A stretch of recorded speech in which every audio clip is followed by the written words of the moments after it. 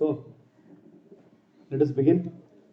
ठीक है, रिफ्रैक्शन लेना है तो कुछ पार्ट तो क्लास 10 का ही है, कुछ पार्ट क्यों, हाँ यस, मेजर पार्ट जो भी है वो क्लास 10 का ही है। ठीक है, एंड उसके बाद जो भी नया है लाइक हाई स्कूल वाला पार्ट वो है स्फेरिकल सरफेस पे रिफ्रैक्शन का डेरिवेशन। ठीक है, तो जैसे कि आप लोग मिरर इक्वेशन लास्ट दिन डिराइव किए थे पर एक्चुअल अप्रोक्सीमेशन काफी कुछ वहाँ पे अप्रोक्सीमेशन लगा के ज्योमेट्री लगा के सॉल्व किया था। सिमिलर अप्रोच यहाँ पे भी है, वही एक नया पार्ट है क्लास 12 में। बाकी क्लास 10 की तरह सिमिलर है तो take this as a proper revision.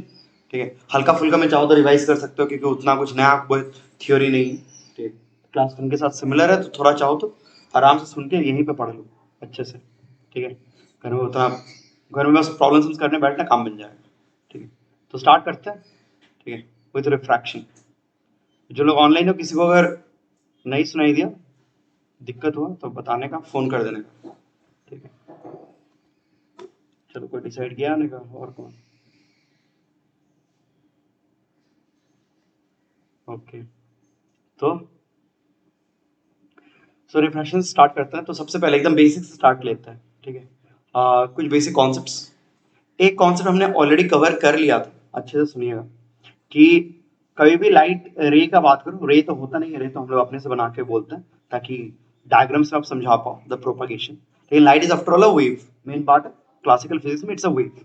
ठीक है, and for any wave this equation holds v equals to lambda f. तो इसमें कुछ कुछ चीजें हमने पहले भी हाईलाइट कर दी थी, मैं अभी बस ऐसे ही बोल देना। Frequency is source dependent. एक बार एक पर्टिकुलर सोर्स से लाइट रे या लाइट वेव निकल गया, its frequency is never going to change. ठीक है, as it changes medium, as it propagates, it suffers diffraction, interference, reflection, refraction. Light wave कुछ भी कर ले इसके बाद, एक बार इट गेट्स एमिटेड, उसके बाद कुछ भी करे, फ्रीक्वेंसी रिमेन्स अनचेंज्ड। ठीक है, क्या चेंज होता है? वो होता है स्पीड एंड वेवलेंथ, ये दोनों चेंज होते हैं, दीज आर मीडियम डिपेंडेंट। ये सब हुआ था। तो देखा जाता कि अगर आप मीडियम चेंज करते हो तो लेट्स से ये जो लाइन ड्रॉ कर रहा हूं, this is the interface. Interface मतलब वो बाउंड्री है बिटवीन टू मीडिया, ऊपर में मीडिया 1 और नीचे में मीडिया 2। ओके, तो अगर एक लाइट रे आता है, once again you can think of this as a wave, but हम लोग बचपन से आदत है रे ऑप्टिक्स में कुछ ज्योमेट्रिकली दिखाना, तो हम लोग रे डायग्राम करते हैं। ठीक है, तो बाद में हम लोग वेव ऑप्टिक्स में parallelly will be talking about Huygens principle in next few classes. तो वहां पे हम लोग देखेंगे, हम लोग wave diagram and wave front के ढंग से समझाते हैं। तो जो भी है, बचपन से बोला जाता है कि जब भी मीडियम चेंज होता है, whenever there is a change in medium, जो इंसिडेंट लाइट वेव है या इंसिडेंट लाइट एनर्जी है, उसका कुछ पोर्शन रिफ्लेक्ट होता है एंड बाकी पोर्शन ट्रांसमिट होता है। इसी को बोलते हैं partial reflection and partial transmission. हाँ, अब जो ट्रांसमिटेड रे होता है, it is deviated from its original direction. जो भी ओरिजिनल डायरेक्शन ऑफ प्रोपगेशन था, उसे वो थोड़ा डिविएटेड रहे। ये जो बिहेवियर है, इट इज डिविएटेड, इसी को बोलते हैं रिफ्रैक्शन। ठीक है, ट्रांसमिशन ऐसा भी हो तभी ट्रांसमिशन बोलेंगे, ऐसा भी हो तभी ट्रांसमिशन बोलेंगे। Transmission is a general word. ठीक है, any wave, not just light wave, any wave on string बोलो, साउंड वेव बोलो, any wave after changing a medium suffers reflection and transmission. ठीक है, लेकिन यहां पे बेसिकली देखा जाता है लाइट रे के लिए there is partial reflection, partial यहां पे समझाते हैं in terms of energy, partial reflection and partial transmission. But वो ट्रांसमिटेड रे डायरेक्शन में it will be deviated slightly, transmission. Since it is deviated from its original direction, इसको बोलते हैं refracted रे। अंग्रेजी में लिटरेचर में रिफ्रैक्शन का मतलब पता है ना क्या होता है? रिफ्रैक्शन का मतलब होता है ट्विस्टेड। ठीक है, if you have a twisted view point तो बोलेंगे you have a refracted view point. ठीक है, तो रिफ्रैक्शन मतलब है ट्विस्टेड। तो बेसिकली जो नॉर्मल डायरेक्शन से डिविएटेड है, that is what we mean by refraction. तो refraction mainly talks about this phenomena कि जब भी मीडियम चेंज होता है ना, नॉर्मल के साथ एंगल बदल जाता है। ठीक है, the angle made with the incident रे with the normal and the angle made with the refracted ray with the normal is generally different. ठीक है, दोनों डिफरेंट होते हैं। हाँ, रिफ्लेक्शन एंगल एग्जैक्टली क्या होता है? सेम होता है एज इंसिडेंट। ठीक, ओके, तो ये जो बिहेवियर है कि भाई एंगल बदल जाएगा, इसी को बोलते हैं हम लोग रिफ्रैक्शन, दिस बिहेवियर। ठीक, हाउएवर रे ऑप्टिक्स में we don't deal with the reasons. ठीक है, बचपन में याद करना, बचपन में किसी को मैं पूछूं, मैं इनफैक्ट मैं अभी अगर किसी को पूछूं तो why does refraction take place, तो बहुत लोगों का, मैक्सिमम लोगों का रीजन आंसर रहता है कि sir refraction takes place because of a change in medium, that is not the reason, that is a observation कि मीडियम चेंज हुआ तो रिफ्रैक्टेड होता है, बट ऐसा क्यों? मीडियम चेंज करने के कारण आप डायरेक्शन क्यों बदल जाएगा? तो वेलोसिटी ऑफ लाइट चेंज ठीक है, तो फिर डायरेक्शन क्यों बदलना चाहिए? वेलोसिटी मतलब तो स्पीड ना, एक्चुअली हम जब बात बोलते हैं तो हम स्पीड आते हैं, चलो उसको भी डिटेल्स में लिख लेते हैं यहाँ पे, ठीक है कि सर जो इंसिडेंट रहता है इसका स्पीड अगर मैं v1 पकड़ूं, ठीक है, तो मैं लिख सकता हूँ sir v1 equals to lambda into f, lambda 1 लिखता हूँ इंटू एफ, ठीक। अच्छा रिफ्लेक्टेड रे के लिए क्या होगा? Speed will still be v1, wavelength still lambda 1 F, same medium में है ना, इंसिडेंट एंड रिफ्लेक्टेड रे सब कुछ सेम रहेगा, लेकिन जो सेकंड मीडियम में है, अभी हमने बोला स्पीड डिपेंड्स ऑन मीडियम, यहाँ पे speed will change, but frequency बदल सकता है? कभी नहीं, फ्रीक्वेंसी कैन नॉट चेंज, इसका मतलब lambda has to change simultaneously, ठीक है। तो ये कुछ बेसिक आइडियाज होते हैं, speed and wavelength they change simultaneously for a wave on change of medium. तो once again the thing arises कि अगर स्पीड चेंज करता है तो डायरेक्शन क्यों चेंज होगा भाई? स्पीड चेंज हुई, आप ऐसा तो नहीं कि आप रास्ते में सपोज ट्रैवल कर रहे हो and suddenly changing your speed, आपका डायरेक्शन बदल जाता है, नहीं, ठीक है। तो लाइट के साथ ऐसा क्या होता है? तो सिंपल बात है, ray optics does not have an explanation for this. रे ऑप्टिक्स में हम लोग बचपन से जो पढ़ते हैं या अभी जो पढ़ेंगे, it is just an observation, उसको हम लोग लॉ में फॉर्मुलेट करके स्टडी करते हैं, बट जो एक्चुअल रीजन है कि why what is happening atomic level पे ही सही या क्या हो रहा है ऐसा कि डायरेक्शन बदल जा रहा है, वो किस टॉपिक में पढ़ेंगे? वेव ऑप्टिक्स, ठीक है। Wave optics gives you a wave theory, ठीक है। उस वेव थ्योरी को यूज करके हम समझ सकते हैं कि एक्चुअली बेंडिंग हो क्यों रहा है, ठीक है। रे ऑप्टिक्स में आप नहीं समझ सकते, रे ऑप्टिक्स में यू कैन नॉट एक्सप्लेन की बेंडिंग क्यों है, क्योंकि सिंपल बात है, पहली बात बार बार बोला गया, रे तो इमेजिनरी चीज, एक्चुअली तो मेन चीज है वेव, ठीक है। तो मैक्सवेल्स इक्वेशंस कॉलेज में और डिटेल्स में पढ़ाया जाता है ये चीज, मैक्सवेल्स इक्वेशन जो था, 4 मैक्सवेल्स इक्वेशंस जो आप लोग का टर्म 1 में शायद है इलेक्ट्रोनिक वेव्स के चैप्टर में, तो वो जो 4 इक्वेशंस है एंड वेव थ्योरी, वो हाइजेंस प्रिंसिपल, वही सब एक साथ यूज करो, यू कैन एक्चुअली एक्सप्लेन कि why it is getting refracted, why it is bending, ठीक है, तो तब एक्सप्लेन होता है। अभी फिलहाल we have to take this as face value, हां ऐसा होता है, ठीक है, and we just have to move on with the laws. Same चीज होता है रिफ्लेक्शन में, तेरा रिफ्लेक्शन का टाइम में मैंने तुम लोग एक चीज बताया था कि रिफ्लेक्शन एंड रिफ्रैक्शन में एक्चुअली क्या होता है, ठीक है, मैंने एक चीज रफली बताया था, कॉपी नहीं कर रही हूं, बस सुनना, कि जब एक मीडियम में चेंज होता है तो हमको पता है speed changes, what actually happens vacuum में जब वेव ट्रैवल कर रहा है, it is because there is a changing electric field, it induces magnetic field which in turn induces electric field and magnetic field, ऐसे चलता रहता है, ठीक है। जैसे ही मीडियम में जाता है, अब क्या होता है मीडियम में, लेकिन इलेक्ट्रिक फील्ड मैग्नेटिक फील्ड का सिर्फ फेनोमेना नहीं होता, अब यहाँ पे क्या होता है, मॉलिक्यूल्स आते हैं, molecules they absorb energy then they re-emit, then absorb re-emit, but there is a continuous process of absorption re-emission, मतलब molecules do participate in the transmission and that is the reason वहां पे speed actually decrease कर जाता है, ठीक है। तो speed decrease करने का reason actually ये होता है, ठीक है, ओके। तो मैं मेन चीज यहाँ पे ये हाईलाइट करना चाह रहा हूँ कि एटॉमिक लेवल में molecules do participate, medium does participate in the transmission of light, ठीक है। तो मैं यही स्टार्टिंग में बोल रहा था कि रिफ्लेक्शन रिफ्रैक्शन ये दोनों फिनोमेना ना सरफेस के मॉलिक्यूल्स के कारण ही होता है, रिफ्लेक्शन इनफैक्ट तो सरफेस मॉलिक्यूल्स के कारण होता है, ठीक है। फिर बाद में आएगा पोलराइजेशन, तो उन सब फिनोमेना का एक्चुअल एक्सप्लेनेशन आप लोग रे ऑप्टिक्स से माइक्रोस्कोपिक लेवल पे ठीक से देखते हो, हम लोग को right now reflection and refraction में बस लॉस जानना है ना अप्लाई करना, ठीक है। तो रिफ्रैक्शन में लॉस क्या आते हैं, सबके दिमाग में आ रहा होगा सर स्नेल्स लॉ, ठीक है। तो before we move into Snell's law and everything, पहले एक चीज लेते हैं, लोगों ने नोटिस किया, साइंटिस्ट लोगों ने नोटिस किया कि for a given colour of light, for a given monochromatic light, for a given frequency of light, तुम किसी भी एंगल में इंसिडेंट करो, स्पीड हमेशा v1 ही रहेगी, क्योंकि speed is medium dependent, angle के साथ उसका लेना देना नहीं है, मतलब मैं ऐसे ही बोल रहा हूँ, साइड में उसमें और एक रे इंसिडेंट किया डिफरेंट एंगल, लेकिन वो भी सेम फ्रीक्वेंसी का रही है, ठीक है, दोनों ही रेड से रेड लाइट है पर्टिकुलर फ्रीक्वेंसी, अरे भाई इसका स्पीड भी क्या होगा, v1 होगा, आई से इसका कोई रिलेशन ही नहीं है। सेम तरह से ये जब रिफ्रैक्ट करके निकलेगा, it refract at different angle may be, फर्क नहीं पड़ता, ये जब इस मीडियम में निकलेगा अगेन स्पीड क्या होगा इसका, v2, speed is medium dependent. तो पहला चीज लोगों ने ये ऑब्जर्व किया, ये बताया कि सर v1 by v2 जो है ना, जो रेशियो है, it is an inherent property of a pair of media, क्योंकि v1 v2 मीडियम डिपेंडेंट है, उस पेयर ऑफ मीडियम मतलब लेट्स से ग्लास एंड वाटर, उसके ऊपर डिपेंडेंट है, ये रेशियो किसके ऊपर डिपेंड नहीं करता, नॉट ऑन आई और, ठीक है, मतलब आप ये नहीं बोल सकते कि V1 V2 depends on I बढ़ाओगे तो V1 बढ़ जाएगा, ऐसा थोड़ी होता है। तो V1 V2 का जो रेशियो है I के ऊपर डिपेंड करेगा, नहीं, ऐसा नहीं, ठीक है। तो एक्चुअली यू कुड राइट कि it is independent of angle of incidence. मैं एंगल ऑफ इंसिडेंस के साथ ये रिलेशन क्यों डिस्क्राइब कर रहा हूं या क्यों बक रहा हूं, बिकॉज थियोरेटिकली सोच के देखो, angle of incidence is a factor that you control. एक एक्सपेरिमेंट में, एक ऑब्जर्वेशन में हम लोग ये कंट्रोल करते हैं, हमारे कंट्रोल में ये है, हमारे कंट्रोल में स्पीड नहीं है, वो तो मीडियम के ऊपर डिपेंड करेगा, ठीक है।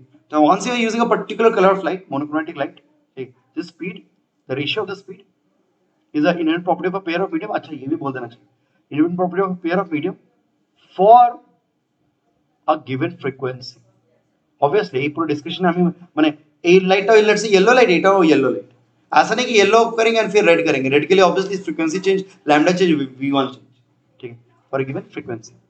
तो जब तक आप एक पर्टिकुलर लाइट के साथ, मोनोक्रोमैटिक लाइट के साथ एक्सपेरिमेंट कर रहे हो, आप किसी भी एंगल में इंसिडेंट करो, फर्क नहीं पड़ता, the ratio will be constant, ठीक है।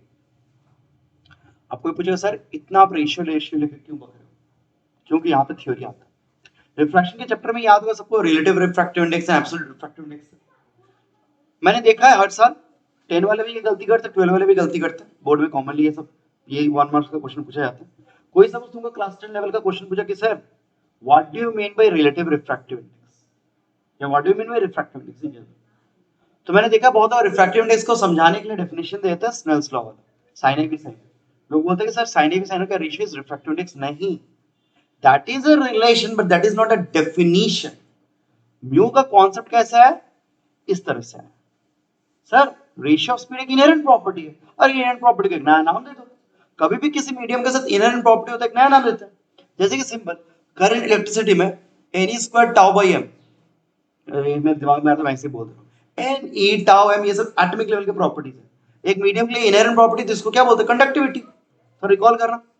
तो इसी तरह से ये ratio inherent property of pair of medium है, तो मैं उसको एक नाम देता हूँ, इसी का नाम एक्चुअली है, इसी का नाम है refractive index, more appropriately speaking, हाँ, रिलेटिव रिफ्रैक्टिव इंडेक्स। तो अगर कोई तुमको पूछे ना what do you mean by relative refractive index, Snell's law, वहां पे मत बोल देना sir, Snell's law does not give you definition, Snell's law एक relation, that is not how you define refractive index, नहीं, ठीक है। And what is interesting, relative refractive index को बोलने का एक तरीका भी होता है, ठीक है। स्कूल में 10 में बहुत हाईलाइट होता था, sir relative refractive index of second medium with respect to first, ये बोलने का तरीका है, वेरी इंपॉर्टेंट, ठीक है। आप सिंपली रिलेटिव बोल के नहीं आ सकते, क्योंकि एक्चुअली अगर मोशन उल्टी तरह से होता तो आपको इसका उल्टा लेना पड़ता, रेसिप्रोकल हो जाता। तो प्रॉब्लम देखना क्लास 10 में ऐसा होता था, वो कभी हाँ मैंने उल्टा हो जाएगा, कभी एयर से ग्लास में जा रहा है, फिर ग्लास से एयर में जा रहा है, तो ध्यान रखना पड़ता है कि रेशियो उल्टा करना पड़ेगा। तो हम लोग उस समय लेकिन बोलेंगे 1 विद रिस्पेक्ट टू सेकंड। तो यहाँ पे ध्यान देना, अगर तुम रेशियो V1 बाई V2 ले रहे हो, पर न्यूमेरेटर में कौन है, speed in the first medium, denominator में कौन है, speed in the second medium, तो इन बोलोगे of second with respect to first, ठीक है। इसका एक रीजन है, आता है बाद में, ठीक है। अच्छा, अभी फिलहाल मैं 1 and 2 यूज कर रहा हूँ। Many authors prefer not to talk in these terms, 1 2 এই সব না, কেন যে পরে না মাল্টিপল রিফ্র্যাকশনস হবে, একটা পর একটা অনেকগুলো মিডিয়াম থাকে, তো 1 2 3 4 বলতে গেলে কনফিউশন হয়ে যাবে। তো লোग অনেকজন प्रेफर করে हाई स्कूल में ऑथर्स कि जिस मीडियम में इंसिडेंट रे था उसको एक नया नाम दे दो, call it an incident medium, incident medium, and जिस मीडियम में रिफ्रैक्टेड रे है उसको बोलो refracting medium.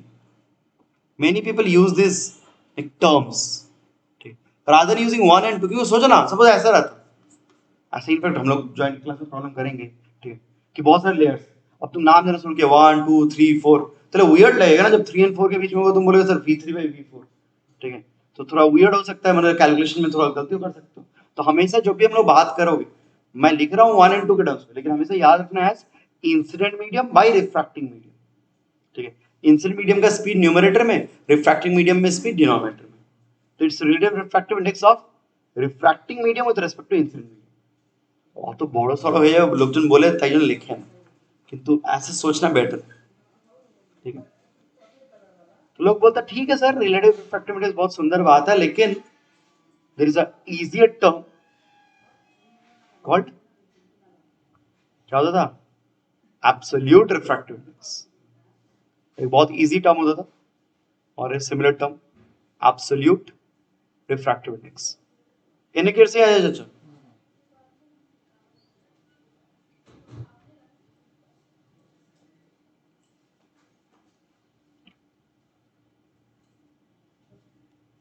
Absolute refractive index हमेशा किसी एक मीडियम का होता है। किसके रेस्पेक्ट में? विथ रेस्पेक्ट टू एयर और वैक्यूम। तो यहाँ पे विथ रेस्पेक्ट टू बहुत लोग बोलते नहीं, because like vacuum is a universal medium, ठीक है, सॉर्ट ऑफ रेफरेंस मीडियम। तो इस केस में बेसिकली क्या होगा, you will be seeing something like this कि चचा लाइट रे आ रहा है एयर से और जा रहा है उस मीडियम में, ठीक है, ओके। तो यहाँ पे बेसिकली हम लोग करते हैं, सॉरी, हम लोग यहाँ पे लिखने के लिए बस लिखते हैं ध्यान से, म्यू एम। एयर लिख सकते हो, नहीं भी लिख सकते हो, but generally people drop this suffix.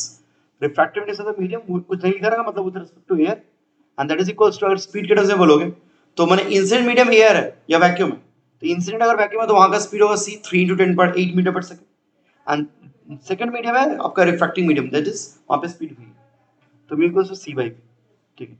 तो यहाँ पे ये चीज बोल देता हूँ, हाँ व्हाई नॉट, इस चीज को मैंने इसको कैसे लिखते हैं, म्यू 2 1, ठीक है, मैंने नोटेशंस भाई थोड़ा ध्यान रखना पड़ेगा, कांट हेल्प इट। मैंने म्यू 2 1 ऐसे लिखने का मैंने लॉजिक है, जो लाइट रे है वो 1 से 2 में जा रहा है, लेकिन हम लोग इसको बोल रहे हैं of second medium with respect to first, लेकिन जा रहा है 1 से 2, ठीक है, तो पहले 1 बाद में 2। एनीवेज ये तो बस म्यू एम हो गया c by v, ठीक है। इसके लिए मैं डायग्राम नहीं कर रहा हूँ, होपफुली क्लियर है। यहाँ पे पहला मीडियम है वैक्यूम, ठीक है, मैंने यहाँ पे ऐसे बोल दो from vacuum, incident medium vacuum, from vacuum into medium, medium में स्पीड थोड़ा कम चुका है, दैट इज v,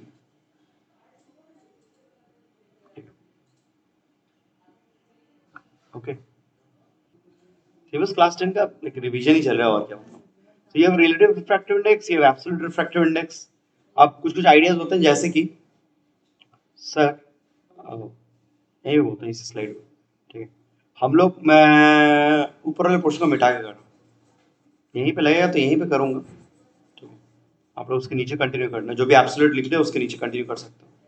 लोग बोलते हैं कि सर जो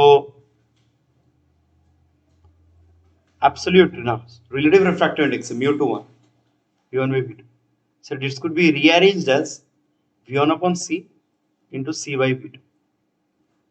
अब तुम जब फॉर्मेट नोटिस करो, c by v होता है उस मीडियम का एब्सोल्यूट रिफ्रैक्टिव इंडेक्स, तो लोग बोलते हैं सर c by v2, यहाँ पे एक फैक्टर है c by v2 that will denote the absolute refractive index of second medium, and v1 by c है ना, तो v1 को डिनोमिनेटर में लेके आओ, मैंने कैसे c by v1 कर लो, बेसिक मैथ्स। सो डिनोमिनेटर में अगर c by v1 रहा तो ये पूरा टर्म अगेन इस फॉर्मेट को फिट खा रहा है, तो again that's the absolute refractive index of first medium. So common relation आता है कि mu 2 1 is equal to mu 2 by mu 1, and इस फॉर्मूले में आप नोटिस करो म्यू 2 मतलब absolute refractive index of the second medium, वो न्यूमरेटर में है, डिनोमिनेटर में है। This is the reason why we say like this. हम लोग म्यू 2 1 को second with respect to first क्यों बोलते हैं, वो बिकॉज ऑफ दिस होता है, ठीक है। स्पीड के टर्म्स में देखोगे तो आपको लगेगा सर ऊपर में तो v1 है, नीचे में तो v2 है, ठीक है, तो first with respect to second क्यों नहीं बोल रहे, क्योंकि एक्चुअली जब लोग ऐसे बोलते हैं second medium with respect to first, they mean this actually, कि अगर तुम एब्सोल्यूट के टर्म्स में लिखोगे न्यूमरेटर में सेकंड मीडियम का है, मैंने रिफ्रैक्टिंग मीडियम का, एंड इंसिडेंट मीडियम का डिनोमिनेटर में, ठीक है। Okay, general case में you could have written like this, mu of refracting with respect to incidence is mu r by mu i, ठीक है, बस ऐसे ही समझाने के लिए इन terms of refractive and incident medium. तो ये बस एक चीज बताना था, ठीक है, ये चीज रिलेशन है, जान के रखिएगा, ठीक है, कोई बड़ी बात नहीं, थोड़ा फैंसी थी, simple derivation kind of thing. And absolute refractive indices can be used to express relative refractive indices, okay, ये हो गया, ठीक है, बहुत बढ़िया। व्हाट एल्स, हाँ कुछ कुछ थ्योरेटिकल एस्पेक्ट्स और बोलना है, क्लास 10 का रिवीजन चल रहा है। एब्सोल्यूट रिफ्रैक्टिव इंडेक्स, मैं अगर ये लिख लियो तो अब मैं इसको मिटा रहा हूँ, बिकॉज अब इसका जगह नहीं है, इसको मिटाता हूँ, एक ही स्लाइड में कंटिन्यू करते हैं, या छोड़ो यार, नेक्स्ट स्लाइड क्यों कंफ्यूज करें, लास्ट स्लाइड होपफुली कॉपी हो गया, किसी का रुकना होगा तो बोलना, बोलते रहना, ठीक है, ठीक है ना, जो एब्सोल्यूट रिफ्रैक्टिव इंडेक्स है mu M, it is C by V, तो जनरली बोलते हैं हाई स्कूल में एज वेल एज क्लास 10 में, sir it is greater than 1, sir since v is less than c always, ठीक है, ऐसा नहीं, ठीक है। हाई स्कूल में स्कूल पर्पस के लिए सही में जॉइंट में भी 10 में भी इतना ही काम चलेगा, यही बोलना कहीं पूछा तो, लेकिन एक्सेप्शंस होते हैं। एक्सेप्शंस क्यों होता है, ये जो v होता है ना, देखो ये मैं ऐसे ही बोल रहा हूँ, you need not copy this, एक वेव का एक सिंपल वेव वेलोसिटी नहीं होता, एक वेव का there is something called the phase velocity, जो हम लोग जनरली वेव वेलोसिटी मान लेते हैं, ठीक है, हम लोग के लिए वही होता है generally, and there is something called the group velocity, group velocity, okay. Phase velocity generally show करता है कि स्पीड में एक्चुअली आपका एनर्जी ट्रांसफर हो रहा है, ग्रुप वेलोसिटी कुछ और एक चीज डिनोट करता है। एक्चुअल जब डेरिवेशन करते हो ना रिफ्रैक्टिव इंडेक्स का एक्चुअल डेफिनेशन, हम तो क्लास 10 लेवल पे एंड 12 लेवल पे ये सब डिफाइन कर रहे हैं म्यू क्या होता है, इस कॉलेज में जाओगे तो इन सब का एक प्रॉपर डेरिवेशन है starting from atomic level, electric field magnetic field के कारण सरफेस के मॉलिक्यूल्स क्या कर रहे हैं, एकदम उस लेवल पे जाके लोग स्टडी करते हैं, वहां पे अच्छा खासा कॉम्प्लेक्स नंबर्स यूज होते हैं, तो वहां से म्यू का एक डेफिनेशन तैयार हो गया। एक्चुअली मैं ऐसे ही बोल रहा हूँ, अपने का मन कर रहा है मैं बोल रहा हूँ, ठीक है, कोई बक रहा था। Mu is not a scalar quantity, देखा जाता है ये कॉम्प्लेक्स नंबर होता है। Mu has two parts, a real part and imaginary part, बहुत गजब का फिजिक्स होता है मतलब बाद में, और गजब का मैथ्स यूज होता है। मैं बस ये बोलना चाह रहा हूँ कि देखा जाता है ना म्यू के डेफिनेशन में जो वी आता है, this not actually phase velocity of group velocity होता है, and practical life it is seen that for some waves group velocity can be greater than the speed of light. अब कोई बोलेगा सर ये क्या गलत हो गया, आइंस्टाइन ने बोला था स्पीड ऑफ लाइट से ज्यादा कुछ नहीं हो सकता, ये क्या वायलेट हो गया? नहीं, nothing is violated even if group velocity is greater than c, because Einstein ने जो मेन आइडिया दिया था वो ये था कि एनर्जी ट्रांसफर, वेव क्या है, propagating energy, any energy transfer, any medium transfer, any matter transfer can not take place at a speed greater than c, this is not possible. लेकिन group velocity is nothing energy, वहां पे वो energy नहीं है, वो एक बस एक टर्म है। यहाँ पे म्यू के डेफिनेशन में जो वेलोसिटी आता है वो एक्चुअली वो होता है। हाई स्कूल के लेवल पे, हम लोग के लेवल पे फेज, ग्रुप, वेव, वेलोसिटी सब सेम होता है, लेकिन एक्सेप्शन केसेस होता है जब पे फेज वेलोसिटी स्पीड ऑफ सी से कम रहे, लाइट से, वैक्यूम से, लेकिन group velocity speed of light से बढ़ जाए, और फार्मूला में एक्चुअली ग्रुप यूज होता है। तो देखा जाता है ये अगर v वाला वैल्यू अगर c से ग्रेटर हुआ इन एक्सेप्शन केस, तो वहां पे एब्सोल्यूट रिफ्रैक्टिव क्या हो जाएगा, लेस देन 1, तो एक्चुअली पॉसिबल है। ये बस मैं ऐसे इन पासिंग बोला, इट्स नॉट नेसेसरी ये जानने की जरूरत भी नहीं, ठीक है। हाई स्कूल में पूछे तुम यही बोलना, ये क्यों मैं मेंशन क्यों किया, बिकॉज रीसेंट ईयर्स में, ठीक है, थ्योरी कवर करना मुझे सब तो मैं बोल ही दे रहा हूँ, ठीक है, रीसेंट ईयर्स में एग्जाम पेपर्स में जैसे कि एडवांस में हुआ था, एक ट्रेंड है, दे ऑफन यूज न्यू नए चीजों के ऊपर वो लोग प्रॉब्लम्स बना देते हैं, हाँ कॉम्प्रिहेंशन टाइप, ठीक है, नई चीजों के ऊपर तो वो लोग समझा देंगे ऑब्वियसली, लेकिन ये नॉर्मल ट्रेंड में आता है, और फिर एक जो भी क्वेश्चन एक बार एडवांस में आ गया कुछ साल बाद वेबजी तक में डाल देते हैं वो, ठीक है। तो एक क्वेश्चन आया था जहां पे लेस देन 1 तो नहीं, लेकिन जहां पे ये चीज फिर बोला था कि absolute refractive index is actually negative, तो अगर लोग सोचेंगे भाई यही क्या एक बार बोल लेस देन 1 और बोल जब नेगेटिव होते हुए, तो हाई स्कूल लेवल पे ये सब कुछ भी एप्लीकेबल नहीं है। अब मान के चलना बोर्ड पर्पस के लिए कि refractive index is always a positive number, it is always greater than 1 absolute value, लेकिन नहीं देखा जाता है absolute value of refractive index may be less than 1, it may be negative as well, ठीक है। ये लेस देन 1 वाला मुझे एग्जैक्टली वो एग्जांपल याद नहीं है, but I think it was X-rays in metals, ठीक है, आप लोग थोड़ा खोज लो कि can it be less than 1, थोड़ा गूगल सर्च मारना, आजकल तो सबके पास अवेलेबल, ठीक है। तो हम लोग कॉलेज में किताब में पढ़ते थे कि ये होता है, जनरली हम लोग बचपन से पढ़ते हो कि it is always greater than 1, ठीक, जिन्हें याद करना ग्लास के लिए 1.5, सबके लिए 1 से ज्यादा होता है, लेकिन लेस देन 1 हो सकता है, ठीक है। तो एनीवेज एक वो केस होता है जो ग्रुप एंड फेज के टर्म से एक्सप्लेन होता है,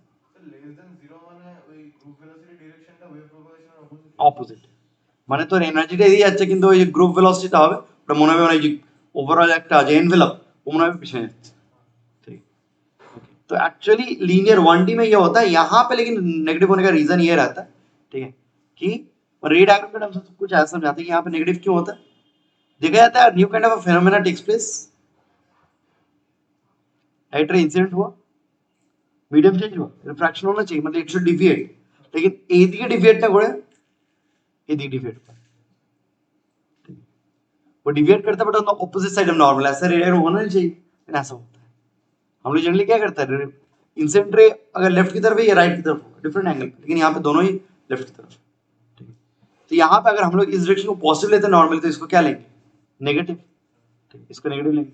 और नेगेटिव लेने के कारण हम लोग बोलने लगते हैं कि म्यू का एक्सप्रेशन नेगेटिव आने लगता है वाया स्नेल्स लॉ, ठीक है। स्नेल्स लॉ तो अभी तक क्लियर नहीं, लेकिन मैं बता रहा हूँ कि देयर आर एक्सेप्शंस। तो ये सब ना मैंने रिसेंटली कभी कॉम्प्रिहेंशन में आया तो वो लोग पैसेज में वो लोग मेंशन कर देते हैं, बता देंगे, तुमको बस इंटरप्रेट करना है। ओके, तो ये बात है। मैं एग्जांपल से जो भी है उसे एक बार डिटेल्स में देख के रखूंगा। I am like confuse with the examples, X-ray वाला क्या एग्जांपल था मुझे याद नहीं, ये सब उतना पढ़ते नहीं, अब कॉलेज में पढ़ते थे फिर यूज वन। तो मेन चीज है कि हाँ एब्सोल्यूट रिफ्रैक्टिव इंडेक्स यस बचपन से बोलते हैं तो yes greater than one. A relative refractive index can be either greater और लेस और इक्वल टू वन, ठीक, वो तो उन दोनों मीडियम को डिपेंड करता है। अच्छा, इतना देर क्या हुआ, defining refractive index and related relations, इतना देर हमने ये सब किया। अब आता है फाइनली स्नेल्स लॉ।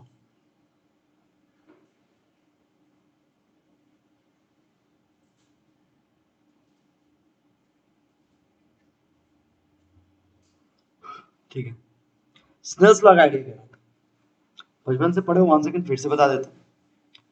बोला जाता है कि यूजिंग हम लोग अगेन स्नेल्स लॉ जो भी है उसको डिराइव करने का बहुत तरीका है, बट हिज वाज माने इन्होंने जिसने निकाला था, क्या नाम था उस बंदे का, विलब्रॉड स्नेल बोलते हैं कुछ, विलब्रॉड स्नेल, ठीक है। तो ये डिराइव्ड दिस लॉ एक्सपेरिमेंटली, ठीक है। फिर थियोरेटिकल बैकिंग बहुत सालों बाद आया, ठीक है। तो there are many ways of theoretically deriving this law. One of the ideas is using Fermat's principle. याद करना, लाइट के फर्स्ट क्लास में बताते थे लीस्ट टाइम वैसा, तो बताया जाता है कि using Fermat's principle of least time या least action, it can be shown that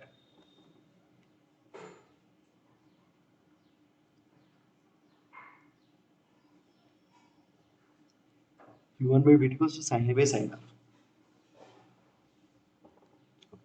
In other words, the तो अगेन डेरिवेशन में नहीं जा रहा है, हमको बस लॉ एज अ लॉ जानना है कि फॉर्मेट प्रिंसिपल अगर यूज करते हो तो वहां से डिराइव ये होता है, ये पूरा प्रॉपर्ली डिराइव होता है, sin a by sin r equals to relative refractive index, ठीक है, v1 by v2 और relative refractive index होता है,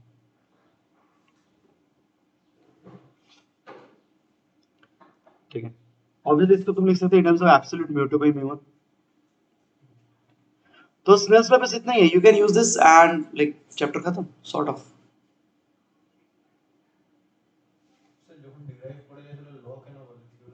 हाँ, तो ये बोलूं ना, उसके टाइम पे ये एक्सपेरिमेंटली डिराइव था, एक्सपेरिमेंट है लॉ, क्योंकि उसके टाइम पे वो इतना मैथमेटिक्स डेवलप नहीं था, एटॉमिक लेवल का डिस्कशन भी नहीं पता था, धीरे धीरे prove. It's like Kepler's loss, gravitation में पढ़ा रहे थे इसलिए दिमाग में वही एग्जांपल है। उसने जब किया था तो ऑब्जर्वेशन के थ्रू रीडिंग ले लेकर टेबल से डिराइव किया था, लेकिन Newton law and angular momentum and অনেক কিছু যাওয়ার সাথে পড়তাম আমরা ডেরিভেশন করতে পারি, তখন তো ক্যালকুলাস কিছু ছিল না, उस तरह का चीज। तो हाँ ये डेरिवेशन होता है, लेकिन स्नेल्स लॉ इसलिए होता है क्योंकि उन्होंने एक्सपेरिमेंटली बस ये दिया था। अब बचपन में तुम यही पढ़े होगे सर म्यू2 1 is sin a by sin r, ठीक। हम हाई स्कूल में लेकिन कुछ ये करेंगे, हाई स्कूल में जब भी स्नेल्स लॉ यूज करना है ना, क्रॉस मल्टीप्लाई করে না, तो μ1 sin i, अच्छा μ1 sin i না লিখে আমি লিখছি μi sin i, মানে μ1 টা কোন মিডিয়ামে, ইনসিডেন্ট মিডিয়াম, আর क्रॉस मल्टीप्लाई করে μ2 sin r, तो μr sin r।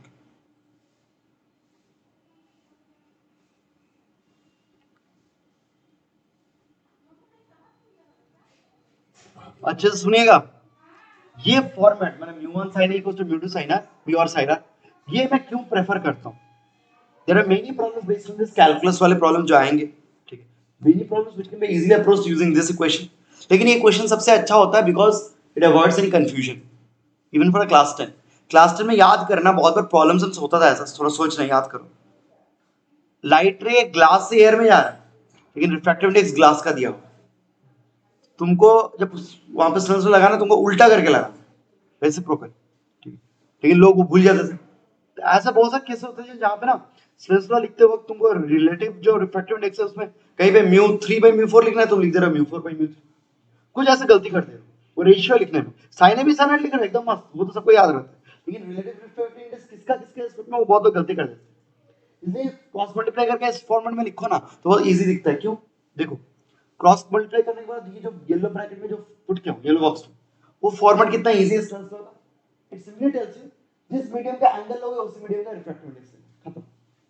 Incident medium का एंगल ले रहे हो, साइन आई ले रहे हो, उसमें एंगल ले रहे हो तो उसी का refractive index equals to second medium में एंगल ले रहे हो तो सेकंड मीडियम का रिफ्रैक्टिव इंडेक्स, कोई थर्ड मीडियम हुआ तो उसका एंगल एंड उसमें रिफ्रैक्टिव इंडेक्स। ठीक है, तो ये रहता है। In this sense it's easy to remember, right? जिस मीडियम का रिफ्रैक्टिव इंडेक्स ले रहे हो उसी मीडियम में एंगल देखना है आपको।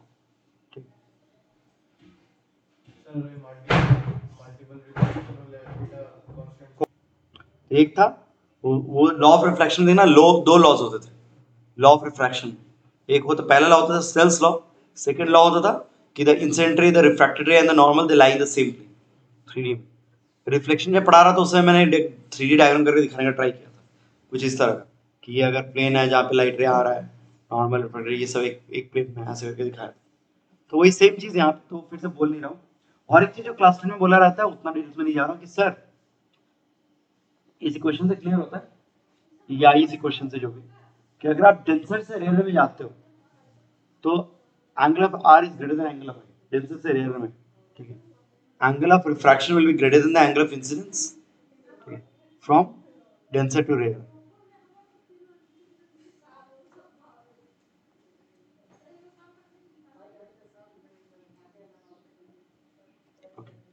एंड वाइस वर्सा, अगर आप रेयर से डेंसर में जा रहे हो मतलब एयर से ग्लास में जा रहे हो तो angle of r will be less than angle of i. तो हम लोग ये बच्चों ऐसा बोलते थे, याद करना ऐसा फ्रेज रहा था, if a light ray is moving from air to glass it turns towards the normal and it turns away from the normal, ulta।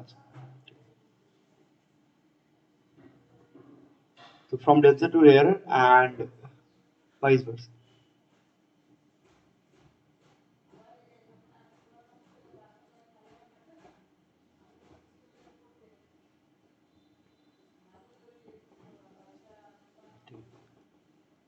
तो बस ये चीज बोलना है, क्लास 10 लेवल का ये सब है और कुछ।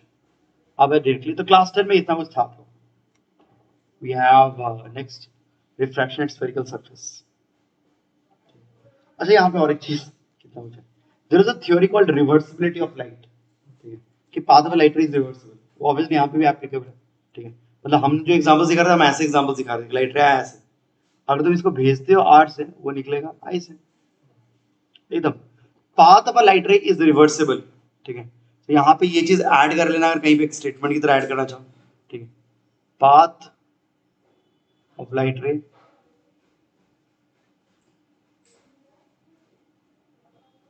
Is reversible.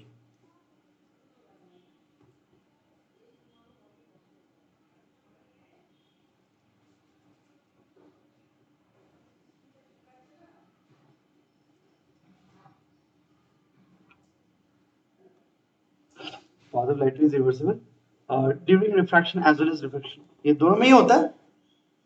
ये ध्यान रखना रिफ्रैक्शन में, क्योंकि रिफ्रैक्शन में इसके बल पे तो बहुत कॉन्सेप्ट्स होते हैं। जैसे एक कॉन्सेप्ट सिंपल हो ना, तुम सोचो पिछले डायग्राम में मीडियम 1 में आई था, मीडियम 2 में आर है, इसका उल्टा क्या होगा?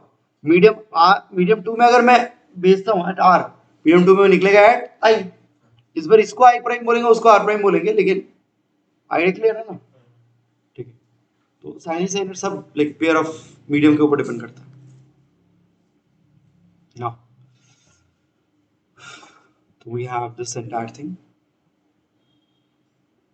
हम लोग ये करते हैं, क्या बोलते हैं, वो डेरिवेशन ही लेते हैं, वही बेस्ट है। फिर हम लोग वो टोटली रिफ्लेक्शन में जाएंगे थ्योरी। डेरिवेशन बोरिंग है तो करवा देते हैं।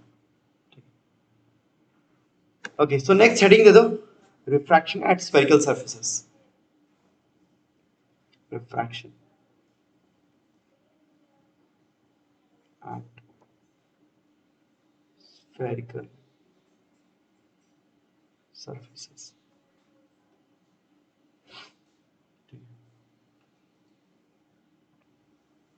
देखो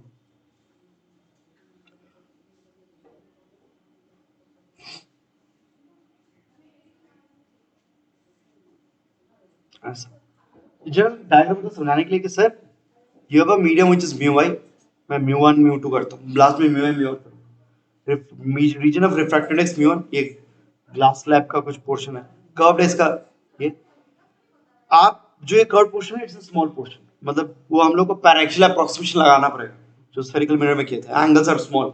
तो एक छोटा सा पोर्शन है, बोलते थे ना कि स्फीयर से अगर एक पोर्शन काटते हो तो radius will be, the size will be very small compare to the radius. Aperture वाला वर्ड यूज किया था, याद कर। तो यहाँ पे भी एक अपर्चर होगा इसका। तो ये जिस भी स्फीयर का रेडियस उसका रेडियस काफी बड़ा है, जो भी ये ऐसा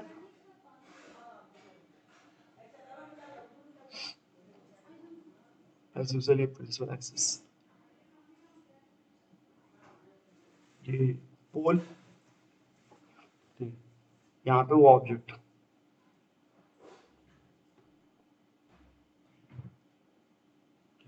इसका सेंटर यहाँ पे कहीं पे। आपको एक रे डायग्राम करना है, इमेज फॉर्मेशन करवाना है एंड फिर ज्योमेट्री अप्लाई करना है। रे डायग्राम एटलीस्ट करो, क्या होगा आता है फिर। जो मैं बोल रहा था रिफ्रैक्शन एट स्फेरिकल सरफेस, ठीक है। तो रे डायग्राम, अच्छा रिफ्रैक्शन करवाने में अल्टीमेटली करवाने क्या वाला है, इमेज फॉर्मेशन, राइट। इमेज के लिए दो रे चाहिए, ठीक है। अच्छा पहले ही मैं मेंशन कर देता हूँ, हम लोग जो भी रे डायग्राम करेंगे भले लार्ज एंगल करें, after all we are going to apply paraxial approximation. ये आइडिया क्या था, आइडिया ये था कि भाई जितने सारे एंगल्स होने वाले हैं, angle subtended, everybody is tending to zero, उनको बोलते हैं पैरेक्सियल रेज। ऐसा क्यों, क्योंकि अगर अप्रोक्सीमेशन नहीं अप्लाई करो ना तो आपको डेरिवेशन के बाद ऐसा मिलेगा कि all the rays they do not meet at one single point, मतलब you won't get a sharp image, you would get a blurry image, ठीक है। जो कि स्फेरिकल मिरर में हम लोग ने बोला था शायद स्फेरिकल एबरेशन, ठीक है। यहाँ पे भी एबरेशन हो सकता है, there can be many problems which arise in case of refraction also. Plane mirror is the only single case जहां पे शार्प इमेज मिलता है because of all the rays, जितने रेज रिफ्लेक्ट करके एक ही पॉइंट में मीट करते हैं। रिकॉल करना, हम ड्रॉ नहीं कर रहे। तो मेन चीज है ये हमेशा दिमाग में रखने की when you start out derivations, paraxial approximation inherent, ठीक है। लास्ट क्लास स्फेरिकल मिरर के लिए मैंने स्टार्टिंग से पूरा प्रूव किया था कि भाई नहीं होगा इसलिए लगाना है, आज को स्टार्टिंग में मान के चलेंगे अप्रोक्सीमेशन। तो चलो अब रे डायग्राम। तो सबसे पहले वाला सिंपल रे, जो लोग बोलते हैं सर ऑब्जेक्ट से एक रे स्ट्रेट गया पोल पे, यहाँ पे एंगल ऑफ इंसिडेंस कितना है, जीरो, आर भी जीरो, सीधा निकल गया। अच्छा एक चीज बोलता हूँ ऐसे डिस्कशन के, आई जीरो आर जीरो, ठीक है।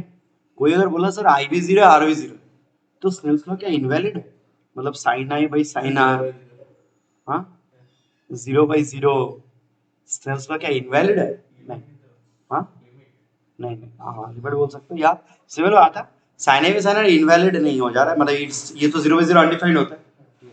तो स्नेल्स लॉ क्या अनडिफाइंड आंसर देता है, नहीं, स्नेल्स लॉ अनडिफाइंड आंसर नहीं देता अगर तुम इस फॉर्मेट में याद रखो तो, ताहले तुझे अनडिफाइंड वाले की छुपा भी ना, जीरो इक्वल्स टू जीरो बच्चेस, दैट इज ऑब्वियस, ठीक है। तो Snell's law still holds in this case as well, मैं डोंट थिंक कि ये जीरो वाला केस अनडिफाइंड केस होता है, it is also a case of Snell's law, ठीक है। मतलब बात ही क्वेश्चन है, कुछ बड़ा बात नहीं, ठीक है। एंड इंटरेस्टिंगली, बहुत इंटरेस्टिंग एक चीज सोचो, जीरो वाला case, i equals to zero वाला case is the case when there is no refraction.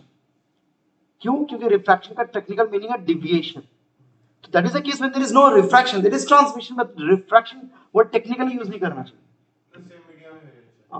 ना सेम मीडियम बोलने का नहीं है, जा रहा है डिफरेंट मीडियम तो चेंज ही कर, ये यहाँ पे मीडियम म्यू वन, यहाँ पे medium mu two, different medium, वही यही छोटे वाले करता हूँ डायरेक्ट, लेट्स से एयर है एक ग्लास है, मीडियम तो चेंज हो रहा है, बट इसको टेक्निकली लोग ऐसे बोलते हैं, लोग इसको भी रिफ्रैक्शन बोलते हैं, बट मैं टेक्निकल टर्म्स में बात कर रहा हूँ।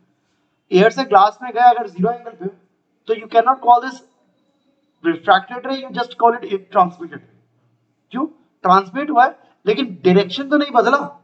रिफ्रैक्शन वाला word is inherently used whenever there is a deflection, ठीक है। तो लोग बोलते हैं कि सर यहाँ पे सॉर्ट ऑफ डायरेक्ट ट्रांसमिशन, ठीक है, डिविजन सीधा सीधा निकल जा रहा है, आई जीरो आर जीरो, तो यहाँ पे क्या रिफ्रैक्शन नहीं हो रहा है, ठीक है, मतलब यहाँ पे क्या डिविएशन नहीं हो रहा, तो ऑब्वियस बात है डिविएशन नहीं हो रहा है, लेकिन यस স্পিড কিন্তু স্টিল চেঞ্জ করে, ঠিক আছে। তাই জন্য মানে এটা কেন বলছি, এটা মাথায় আসবে তাই জন্য বলে দিচ্ছি। আমি স্টার্টিং এ বললাম না कि रिफ्रैक्शन কেন হয়, যে 10 में ক্লাস 10 में রিজন দিতাম আমরা, স্যার রিফ্রैक्शन হয় বিকজ স্পিড চেঞ্জেস। অনেকজন বলে তাহলে এই আমার মনে হয় স্যার স্পিড চেঞ্জ হলো বিকজ মিডিয়াম চেঞ্জ হলো তাই বলে রিফ্র্যাকশনটা হচ্ছে। আর এখানে তো স্পিড চেঞ্জ হয়, এখানেও তো হয়, কিন্তু এখানে ডিভিয়েশনটা তো হয় না।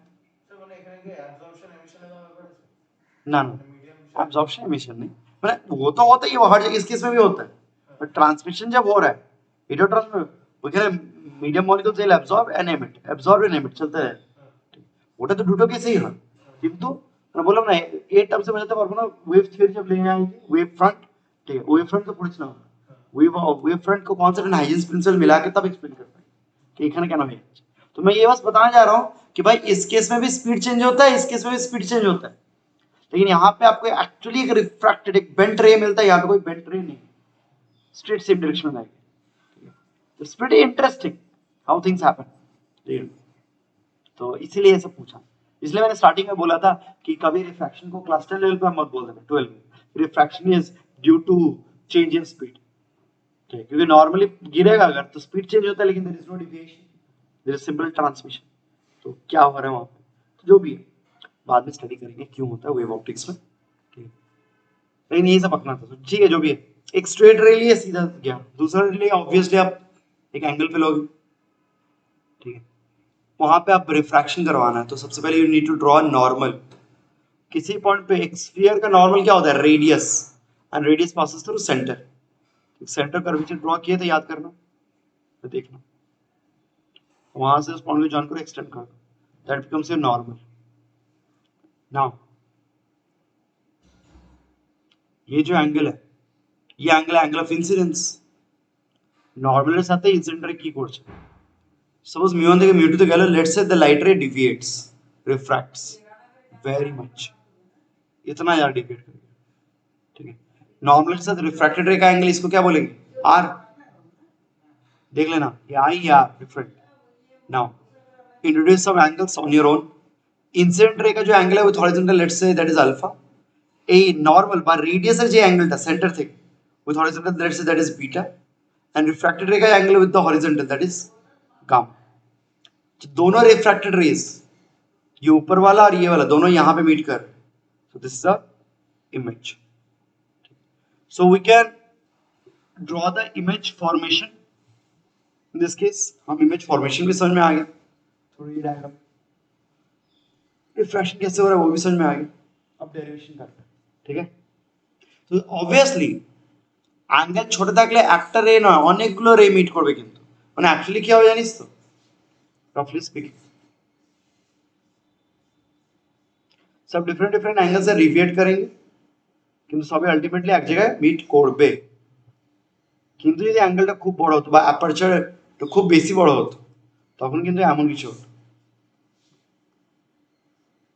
किसी का इधर मीट किया किसी का उधर मीट किया, weird है, once again एक ब्लरी इमेज बनता है। तो मेन चीज है ये अंडरस्टैंड दिस थिंग कि यहाँ पे आप जब देखते हो, ठीक है, इमेज को, तो इमेज एक शार्प इमेज बनता है बिकॉज आपका एपर्चर स्मॉल है, आपने पैरेशियल अप्रोक्सीमेशन अप्लाई किया, ठीक है। अब डेरिवेशन में जाते हैं, मिरर या स्फेरिकल सरफेस, यहाँ पे डेरिवेशन में क्या करना है, क्या है ऑब्जेक्ट डिस्टेंस, इमेज डिस्टेंस, ये सब तो निकालना है। स्टार्ट करते हैं, सबसे पहले एंगल्स को रिलेट करो,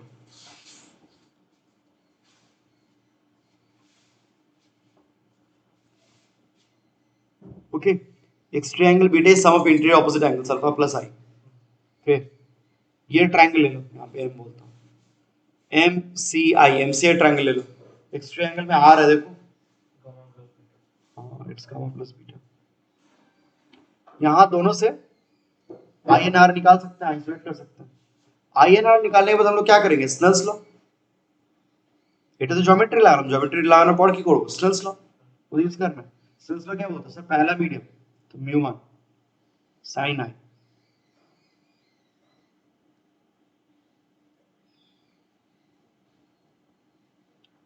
और म्यू2 ठीक है। Now here comes a nice thing, अब वो लास्ट दिन वाला थ्योरी याद करो, और थ्योरी रिकॉल करो, रुक जाओ। ओके सर, एक थ्योरी रिकॉल कीजिए आप लोग, जो स्फेरिकल मिरर में हुआ था। हमारा अल्टीमेट ऑब्जेक्टिव है ऑब्जेक्ट डिस्टेंस, इमेज डिस्टेंस लाना। हम सब कुछ मेजर किया जाता है पोल से, ठीक है। वो हम लोग लाए कैसे थे, मैं एक बार जस्ट रिकॉल करवाता हूँ। वो हम लोग लाए थे by introducing a concept of tan theta. तो वहाँ पे हम ट्राइंगल्स लिए थे परपेंडिकुलर बाई बेस करके। बेस लेने के चक्कर में ऑब्जेक्ट डिस्टेंस, इमेज डिस्टेंस ये सब आया था। फिर हम बोले थे कि sir absence angle is very small, theta कर दो। वहाँ से हम लोग कुछ कुछ किए थे, ठीक है, सेम अप्रोक्सीमेशन। तो हम लोग बोलेंगे सर पहली बात, m से आप एक परपेंडिकुलर ड्रॉप करो on the principal axis, let's say that is x। अगर पैरेक्सियल अप्रोक्सीमेशन है then x is very very close to p, x almost p है, ठीक है, या x tends to p, ठीक है। तो इसका मतलब क्या हो जाएगा, लेट्स से मैं ये ट्रायंगल लेता हूँ, देखो कौन सा, MBX या MOX। मैं एक के लिए दिखाता हूँ, बाकी आप समझ जाओगे। ट्रायंगल MOX, MOX के लिए सर tan अल्फा कितना हो, MX बाई XO या OX ऑक्स, ठीक है। ना आप बोलोगे sir this is approximately MP by OP या PO, ठीक है। MP तो वर्टिकल हाइट है, MP बनावानी बक्स की था, and PO becomes the object distance. तो बेसिकली आप बोल सकते हो कि tan अल्फा को वैसे लिख सकते हो। Here is this nice thing, अगर एंगल्स एक्चुअली छोटे हैं, ठीक है, सो यहाँ से पता है कि यहाँ से थीटा स्मॉल होने से क्या होता है, sin theta approximate equals to tan theta approximate equals to theta. Use कर, सो tan अल्फा भी अप्रोक्सीमेट इक्वल्स टू अल्फा। तो अब कोई भी एंगल को मैं एक्सप्रेस कर सकता हूं MP by that base. This what we going to do next. ये करने के बाद अब देयरफॉर अब तुम बोलो, देखो কত সহজ জিনিস। এই যে কোশ্চেনটা যেটা লোক সিম্পলি কি ভাবে করে, মানে কেমন কোন বুদ্ধি লাগায় अजीबो गरीब। देखो तो बोलता सर इसके बाद, इसके तुरंत बाद यहाँ पे लिखे ना μ1, স্যার সাইন এই আই খুব ছোট, আই আর সবাই ছোট এখানে, তো ওটাকে অলমোস্ট আই ধরেন, অলমোস্ট μ2 সাইন আটাকে অলমোস্ট আর। अब आई को लिखो, i is beta minus alpha और μ2 r is gamma plus beta, ठीक है। रीअरेंज करो, एक काम करते हैं बीटा को एक साइड में लेके आते हैं और अल्फा गामा एक साइड में रखते हैं, ठीक है। तो interestingly μ2 gamma plus μ1 alpha equals to μ1 minus μ2 beta. देख तो μ2 गामा, μ1 अल्फा उधर गया तो प्लस μ1 अल्फा और ये उधर आया तो μ1 माइनस μ2 बीटा, ऐसे का रिलेशन है। तो स्फेरिकल मिरर में देखना डेरिवेशन फाइनल आंसर डिफरेंट होगा, लेकिन और प्रोसेस वही है। वहां पे भी ज्योमेट्री, वो एक्सट्री एंगल समोपेंट्री ऑपोजिट, उसमें उस दिन भी हमने बहुत सारे एंगल्स लिए थे। फिर वहां पे लेकिन स्नेल्स लॉ नहीं, वहां पे था I इक्वल्स टू R, सिंपल। फिर उसको tan साइन में कन्वर्ट करके, तो डिपेंडिंग अपन कन्वीनियंस पे कन्वर्ट कर, ठीक है। मुझे अल्टीमेटली ट्रायंगल्स चाहिए, तो अब मैं ये अप्लाई करता हूं फटाफट, ठीक है। देखो μ2 गामा क्या है, गामा ये एंगल है, यहाँ पे ट्रायंगल कौन सा है, MP बाई PI, ठीक है। तो यहाँ हो गया sir MP by PI plus μ1। Alpha के लिए क्या है, M में MP, ये मैंने XCP है, MP बाई PO और μ1 माइनस μ2,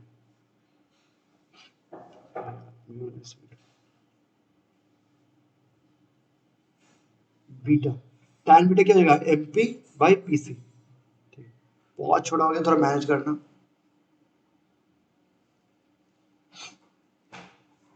अब निकला MP by PC। So you have PI, you have PO, you have PC। PI, PO, PC क्या है, U, V है ना। इतना पहले लिख लो, फिर अभी भी खत्म नहीं हुआ, क्योंकि अभी हम लोग का यूज कर रहे हैं साइन कन्वेंशन। याद करना, मैंने बोला था ये सब प्रॉब्लम्स होता है, ये सब डेरिवेशन का स्पेसिफिक केस। রেড আইরস অনেক রকমের হতে পারে এইটা প্রথম মিডিয়ামটা ডেন্সার, সেকেন্ড মিডিয়ামটা রেয়ার, या প্রথম মিডিয়ামটা ডেন্সার, সেকেন্ড মিডিয়ামটা রেয়ার, তাহলে অনেকগুলো পসিবিলিটি আছে রেড আইরস।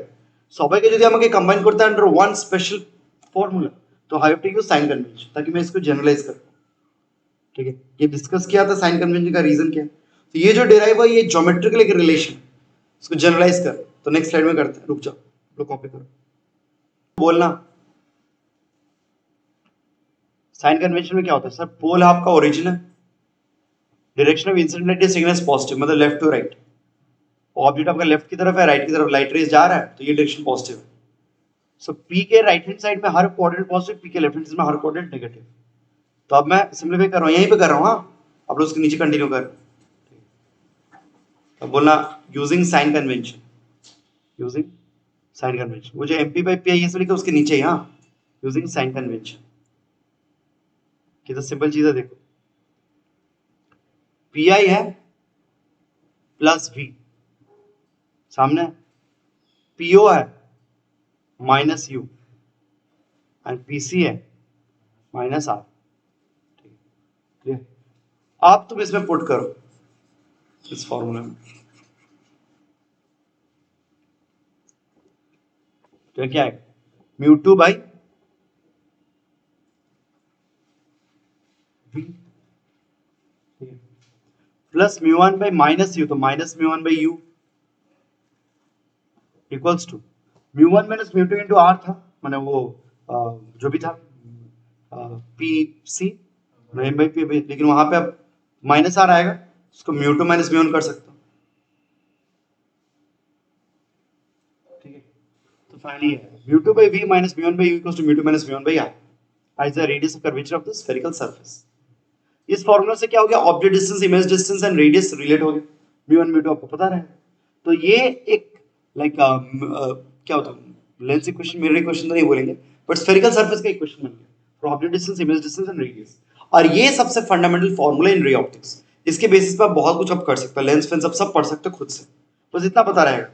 तो यहाँ पे क्या करना है, यहाँ पे ये करना है फाइनली, तो फाइनली ऐसे याद नहीं रखता हूँ मैं, याद रखता हूँ ऐसे, finally mu R by V minus mu y by u equals to mu r minus mu y by r।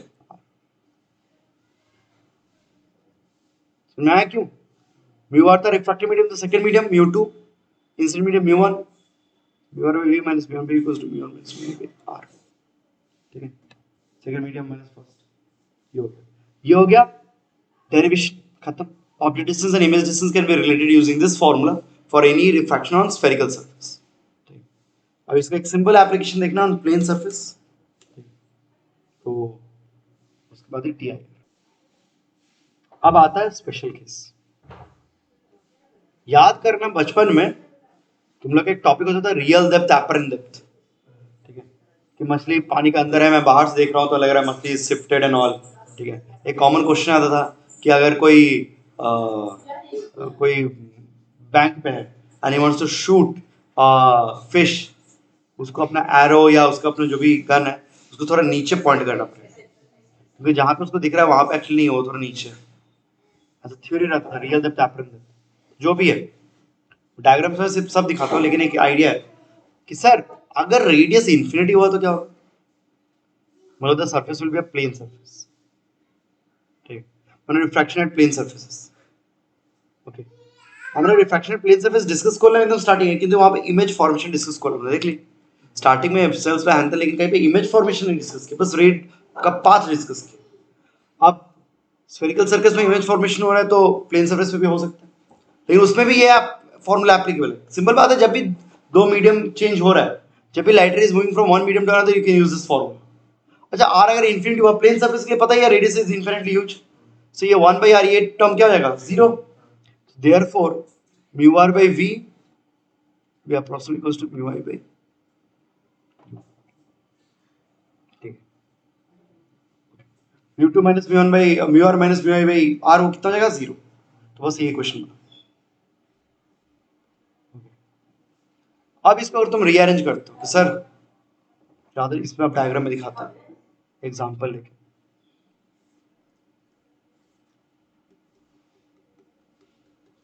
यहाँ पे लेट से कुछ एक बॉडी है, कोई कॉइन है, कुछ भी है, पत्थर है, ये पानी है, ये लेट से म्यू वाटर, ये वैक्यूम है, एयर। अगर तुम बाहर से देख रहे हो तुमको क्या दिखेगा, लोग रे डायग्राम में ऐसे करते हैं, देखो একটা স্ট্রেট গেল স্যার, একটা এমনি করে গেল, দুটো মিট করলে এখানে, ऐसे नहीं होता, क्योंकि सिंपल बात है, तुम्हारा आंख तो पूरा फैला नहीं हुआ ना इतनी देर से, तो आंख आई तो यहाँ पे होगा, यहाँ पे होगा, यहाँ बीच में कहीं पे, तो एक्चुअली रे डायग्राम से जो तुम इमेज देखते हो ना आंखों से, वो होता है not because of this normal ray and everything, that is because of a bunch of rays which are falling on your eyes only. बोलने मतलब दिखाता हूँ, देखो सब तुम साइड से देख रहे हो, नॉट ओवरहेड, साइड से। रे डायग्राम कैसा होगा, एक लाइट रे क्या थोड़ा बेंड किया, डेंसर टू रेयर, ठीक है, बहुत सारे लाइट रेज है। Out of this I will take only few bunch of light rays. समझ रहे हो क्या हो रहा है, they are passing through your eyes, यही लोग इमेज फॉर्मेशन तुम्हारे आई में कंट्रीब्यूट करेंगे। तो ये इमेज फॉर्मेशन कैसा होता है देखा जाता है, इसके कारण जो एक्सटेंड करोगे जो इमेज आएगा, एक्सटेंड करोगे you'll get an image, ठीक, समझे में। लेकिन ऑब्जेक्ट इमेज एग्जैक्टली ओवरहेड नहीं, don't think that object exactly ऊपर इमेज छपा हो, नहीं, जो साइड থেকে দেখবি at a non zero angle of incidence, ठीक है, उस समय image will be shifted anywhere in this region, ऐसे शिफ्ट रहेगा, तो दूसरी जगह पर रहेगा, not on the same vertical line, ऐसा नहीं होता। बुक में सेम वर्टिकल लाइन पे जब दिखाता है ना, they are actually talking about the paraxial approximation, এখানে প্যারাক্সিয়াল হচ্ছে না, কিন্তু এখানে অ্যাঙ্গেলগুলো তো বেশ বিশাল चले আসবে। अगर पैराक्सियल अप्रोक्सीमेशन अप्लाई करते हो, जिसके लिए फॉर्मूला एप्लीकेबल है, ये फॉर्मूला तो पैरेलल अप्रोक्सीमेशन से ही आया ना, तो प्लीज अंडरस्टैंड ये फॉर्मूला प्लेन सरफेस पे यूनिवर्सल नहीं है। এখান থেকে এটা ভাবতে আমি লাগিয়ে দেবো, আপনি লাগাতে পারবো না, কারণ কি অ্যাঙ্গেলগুলো তো বড়, এটা ডিরাইভ হয়েছে for parallel approximation, and plane surface के लिए पैरेलल अप्रोक्सीमेशन का मतलब होता है almost almost near to normal ना, आप ऑलमोस्ट नॉर्मली देख रहे हो, ऑलमोस्ट नियर टू नॉर्मल, ठीक है। उस केस में रे डायग्राम कैसा होता है एक्चुअली, रे डायग्राम लुक्स लाइक दिस,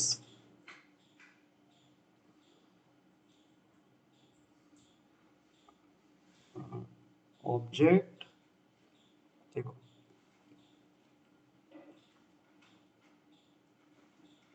एक लाइट रे पूरा ऊपर गया,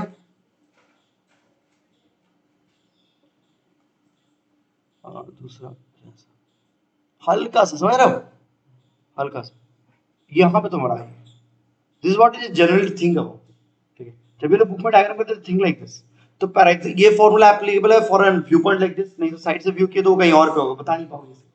एंड म्यू टू मतलब यहाँ पे एयर, एंड म्यू आई मतलब इंसिडेंट मीडियम, अच्छा म्यू टू नाइट म्यू आर लिखी जनरल केस, तो रिफ्रैक्टिव मीडियम तो হচ্ছে কিনা এয়ার, এন্ড ইনসিডেন্ট মিডিয়ামটা হচ্ছে গ্লাস, তো mu R by V equals to mu I by U, V আর ইউ কোনটা,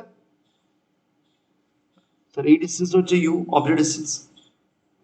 আচ্ছা ওই যে দুটো refracted rays they will meet somewhere, কোথায় ওই যে মিট করবে, ইমেজ ধরবো, ঠিক আছে।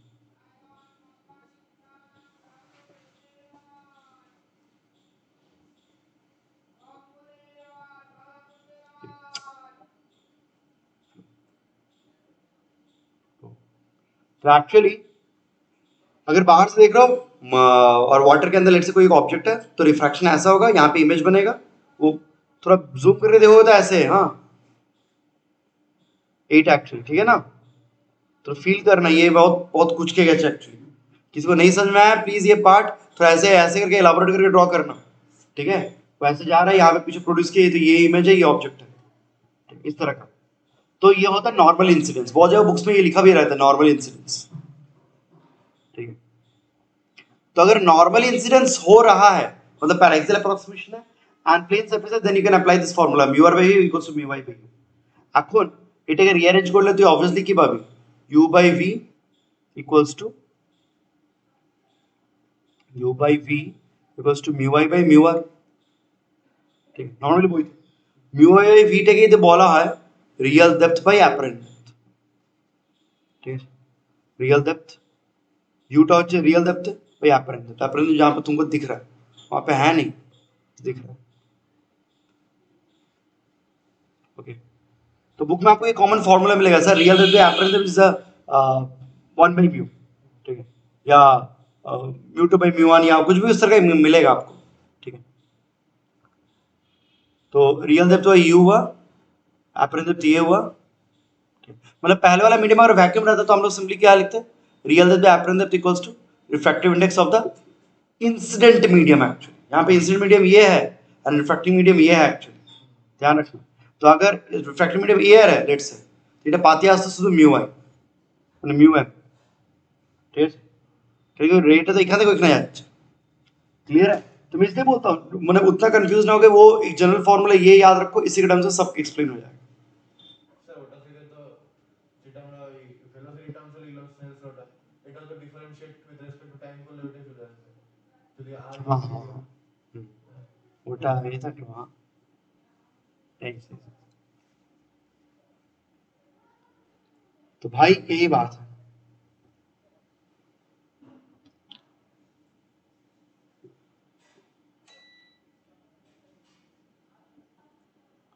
सो मेन चीज है तो आई रिज्यूम तो ये रियल डेप्थ एपरेंट डेप्थ वाला जो भी बुक में अलग से टॉपिक रहता है वो सब तुम इसी फॉर्मूला से कर सकते हो एंड सिर्फ रियल डेप्थ एपरेंट है इसका उल्टा भी होता है रिवर्स भी होता है मतलब हाँ तुम एक बिल्डिंग को पानी का अंदर से देख रहे हो लेट्स से तो बिल्डिंग विल अपीयर टॉलर ठीक है तो वहां पे हाइट के टर्म्स में आएगा वहां पे अगर रेशियो जो भी होगा मतलब वहां पे फॉर्मूला उल्टा हो जाता है एक्चुअली ठीक है तो उतना कुछ याद ना रख के बचपन में एक्चुअली बुक्स में ये रहता था कि उतना केसेस याद रखो लेकिन ये उतना कुछ केस याद नहीं रखना कहीं से भी तुम देख रहे हो भाई ऊपर वाला फॉर्मूला लगाओ एंड आर को इन्फिनिटी कर दो तो आप यहीं से डिराइव कर लो ठीक है तो बस यही बोलना था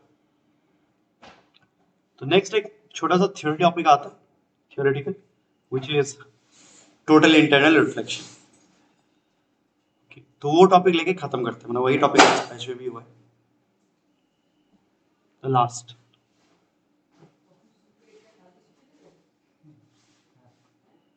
टोटल इंटरनल रिफ्लेक्शन में एक्चुअली नॉर्मल रिफ्रैक्शन में डिस्कस कर सकता था लेकिन डेरिवेशन से अलग ही है तो इसलिए मैंने सोचा कि अलग से डिस्कस करते हैं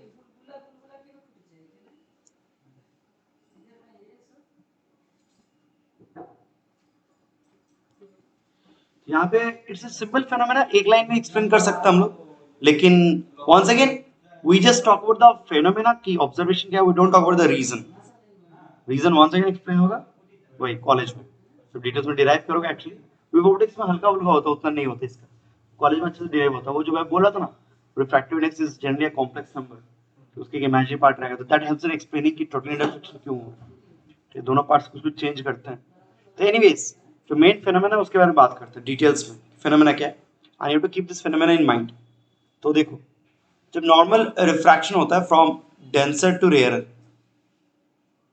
from some denser medium to rare medium तो hopefully everybody knows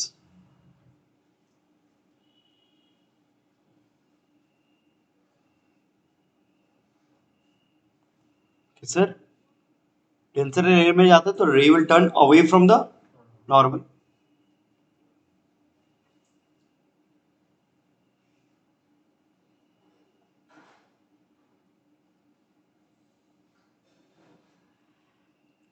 as I said earlier partial reflection always accompanies वो हमेशा रहता है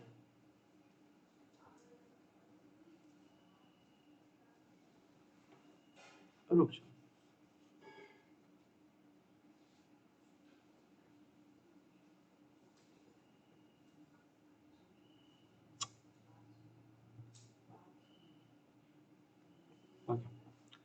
फॉलो कीजिए देखा जाता है कि आप अगर डेंसर मीडियम में एक लाइट रे को इंसिडेंट करते हो मतलब वाटर से लेट से एयर में आ रहा है या ग्लास से एयर में आ रहा है इंसिडेंट लाइट रे का खुद का कुछ एक एनर्जी होगा let say e i refers to energy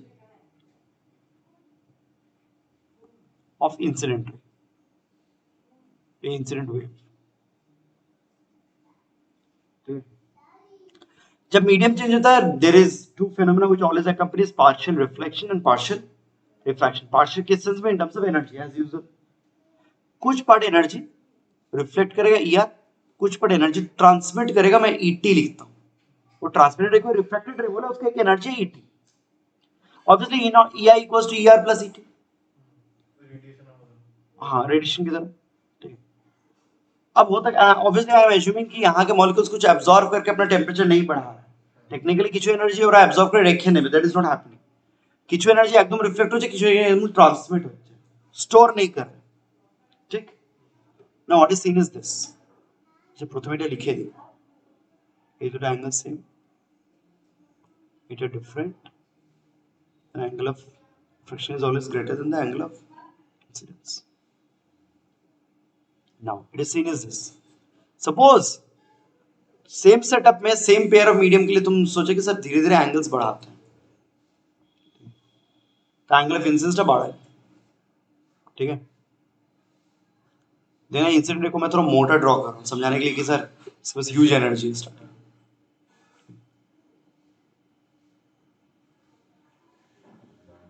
angle time ही 12 देखा जाता है. Once again refracted ray will turn away from the normal, जिधर होना चाहिए था उससे और ज्यादा टर्न, ऐसा कुछ. ठीक है, okay. Here comes a nice thing. Calculation करके देखा जाता है as you increase the angle of incidence, ठीक है, कीपिंग EI कांस्टेंट, लेट्स मतलब लेट्स से EI एक पर्टिकुलर सोर्स ऑफ लाइट से निकल रहा है, पॉइंट सोर्स ऑफ लाइट, उस पॉइंट सोर्स को तुम घुमा रहे हो इसके आसपास. as you keep on rotating the point source, energy same বেরোবে, অ্যাঙ্গেলটা বাড়ছে. দেখা যায় এনার্জি সেম ইনসিডেন্ট হয়েছে কিন্তু যে রিফ্র্যাক্টেড রে না ওর এনার্জিটা এখন কমে যাবে. रिफ्रैक्टेड रे will become weaker, उसकी एनर्जी डिक्रीजेस, ET प्राइम हो जाएगा, and this is ET prime is less than the previous ET. पहले जो ट्रांसमिटेड रे का एनर्जी था उससे एक्चुअली कम जाता है. ठीक है, तो मतलब that is becoming thinner, rather reflected ray is gaining more energy. Reflected ray ज्यादा एनर्जी लेके मूव कर, ठीक है, उसका एनर्जी बढ़ने लगता है ER. ऑब्वियसली वंस अगेन दोनों एंगल्स इक्वल है, ER ना लेके ER प्राइम बोलते हैं, ER prime is greater than the previous ER. तो here is this nice thing, अगर एंगल ऑफ इंसिडेंस आप डेंसर मीडियम में बढ़ाते हो, ठीक है, रिफ्रैक्टेड रे becomes progressively weaker, reflected ray becomes progressively stronger. ठीक है, रिफ्लेक्टेड रे डेंसर मीडियम में ही रह जा रहा है ऑब्वियसली, तभी रिफ्लेक्टेड बोल रहे हैं, and refracted ray is transmitting in the rare medium, तो वहां पे जो ट्रांसमिटेड रे है उसका इंटेंसिटी कमने लगता है. Mathematically it is again seen that अगर ऐसे करते रहो एक्चुअली, हाँ एक्चुअली क्या होता है ना, जब डेरिवेशन होता है ना, बहुत मस्त डेरिवेशन होता है. डेरिवेशन में ना एक टर्म tan थीटा का टर्म आता है ड्यूरिंग इंटेंसिटी डेरिवेशन, मुझे हल्का से याद है, वो ना जीरो आने लगता है, एक फ्रैक्शन होता है वो अनडिफाइंड आने लगता है. तो लोग उसको इंटरप्रेट जब करते हैं ना तो ये कंक्लूजन तैयार होता है.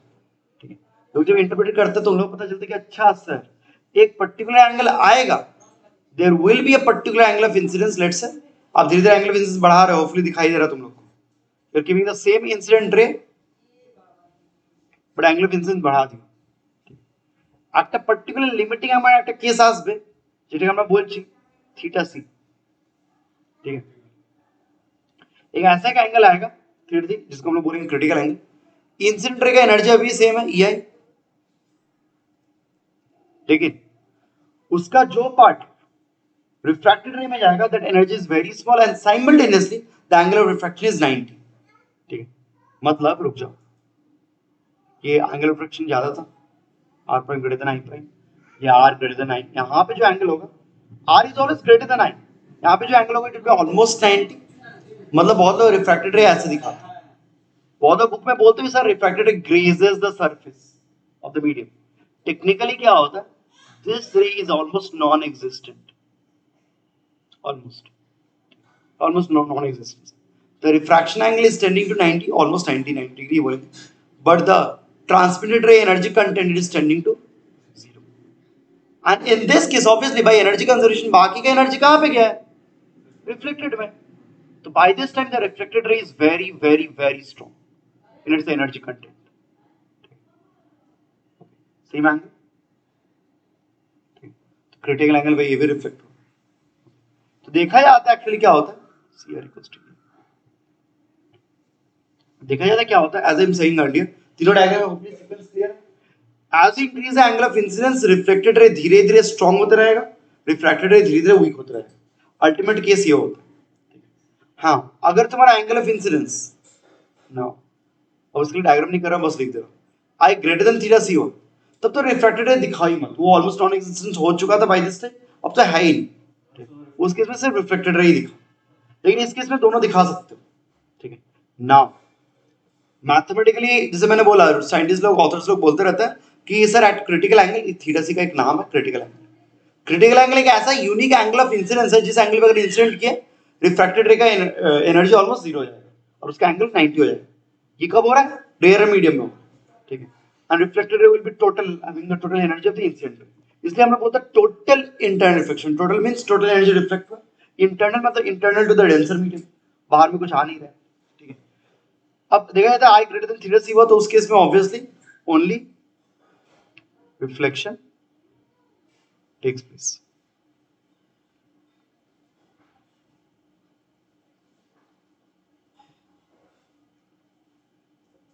There is no refracted ray. Now here is this nice thing. Snell's law. Snell's law is actually valid right from the beginning up till this limiting case. इसके बाद तो रिफ्रैक्टेड रे होगा नहीं तो उसको स्नेल्स लगाने की बात नहीं बनती है, लेकिन ये लिमिटिंग केस है, Snell's law still holds. In fact, this is one of the reasons why books, even till now, books में हर बार बोला जाता है कि at critical angle of incidence, refracted ray grazes the surface. वो क्या टेक्निकल कोनो रे नहीं, एनर्जी नहीं है यार उसके पास, एनर्जी नहीं है तो वो ये रे का बात क्या करोगे? तो there is no refracted ray grazing the surface theoretically actually, but अभी तक लोग इसलिए बोलते हैं क्योंकि वो जो लिमिटिंग केस है ना, इट सेटिस्फाइज स्नेल्स लॉ। मतलब स्नेल्स लॉ से तुमको एक्चुअली पता चलेगा कि सर जो डेंसर मीडियम का रिफ्रैक्टिव इंडेक्स है mu D sine theta C, मतलब इस मीडियम का रिफ्रैक्टिव इंडेक्स, इस मीडियम का angle equals to mu R sine 90। यहाँ से जो साइन थीटा से आता है देखा जाता है वो कुछ एक सही वैल्यू आता है, practically experimentally it is seen that it is like verified सही। तो साइन थीटा से क्या ऐसा जनरल फॉर्मूला आता है कि the critical angle for any pair of medium is mu R by mu D, refractive index of the refracting medium, refractive index of the like rare medium by denser medium, ठीक है। तो ये आता है sine critical angle का value, ठीक। तो यहाँ लिमिटिंग केस में स्नेल्स लॉ होल्ड करते हैं, इसलिए लोग अभी भी बोलते हैं कि रिफ्रैक्टेड रे प्रेजेंट है, लेकिन रिफ्रैक्टेड रे प्रेजेंट नहीं होता, rather by the time reflected ray ही रहता है। ए डायरेक्ट जीनिस वही थे छोटे पहले जो 10 में बहुत लोग कंफ्यूजन पूछते थे हर साल जब हम कराते थे कि सर बुक में उन लोगों का क्या डायग्राम दिया रहता था, उन लोगों का ये डायग्राम रहता था, and then they used to say कि सर जब क्रिटिकल एंगल हो जाएगा या उससे ज्यादा हो जाएगा ऐसा होगा, देयर इज नो रिफ्रैक्शन। उन्होंने दुटो डायग्राम देखा तो वही थे। अभी बुक्स करते हैं, बुक्स में जनरली ये डायग्राम रहता है नॉर्मल रिफ्रैक्शन एंड फिर बोलेंगे total inter reflection for i greater than theta c. अब लोगों को क्या लगता था ना कि जैसे क्रिटिकल एंगल नॉर्मल एंगल तक रिफ्रैक्टेड रे है एंड जैसे क्रिटिकल एंगल क्रॉस किया लोगों को लगता था कि सर ए नहीं घुरे हुए दिखे चलेगा। অনেক জন এই মিসকনসেপশনটা রাখতো क्योंकि बुक में बहुत बार ना वो लोग एनर्जी के बारे में डिस्कस ही नहीं करते, जबकि energy is the main factor which is playing a role here. वो सबसे इंपॉर्टेंट एस्पेक्ट है इस पूरे फिनोमेना का, ठीक है। हम लोग एनर्जी के बारे में कोई क्वेश्चंस लिखेंगे नहीं, हम लोग पूरे रे ऑप्टिक्स में एनर्जी के बारे में कुछ डिस्कस नहीं करेंगे, लेकिन energy is the main part होता है जो इस प्रॉब्लम में खेलता है, ठीक है। तो एक्चुअली क्या होता चाहिए, मतलब इतने दिन बाद तुम क्या बोलोगे, सर रिफ्लेक्टेड रे हमेशा ही रहता है, स्टार्टिंग से ही रहता है, लेकिन वीक होता है, वो धीरे धीरे स्ट्रांग हो रहा है, ये धीरे धीरे वीक हो रहा है। ये कभी मत सोच लेना कि सर आगे रिफ्रैक्टेड रे ছিল और चट করে ওদিকে ঘুরে গেল। মানে অনেক জন মনে হয় ডায়াগ্রামটা দেখে কি ওই স্যার টোটাল রিফ্লেকশন ওইদিকে চলে গেল, রিফ্র্যাক্টেড রে কোথাও গেল না, ওটা বাস এনার্জি 0 এনার্জি কমতে কমতে 0 হয়ে গেল, ঠিক। আর রিফ্লেক্টেড রে স্টার্টিং থেকেই ছিল स्ट्रांग हो गया। सो this is the entire theory of total inter reflection जो तुमको लगेगा। अब इसके बेसिस पे प्रॉब्लम्स हम आएंगे, मतलब सिंपल बात है ना, रे ऑप्टिक्स पे इतने वैरायटी ऑफ प्रॉब्लम्स है एंड लॉजिक बेस्ड, थ्योरी यही लगेगा लेकिन वो प्रैक्टिस करना पड़ेगा, विदाउट टेकिंग प्रॉब्लम्स होगा ना। थ्योरी में कुछ जानना है तो इतना ही जानना, मैं कुछ थ्योरी लिख नहीं रहा हूँ, लेकिन आई गेस एनर्जी के बारे में तुम लोग क्लियर हो। यहाँ पे एक लाइन में लिख दूंगा, कॉपी कर लेना, दैट्स इट। किसी को कुछ पूछना तो पूछो, ठीक है। मैं थ्योरी लिख देता हूँ जो statement.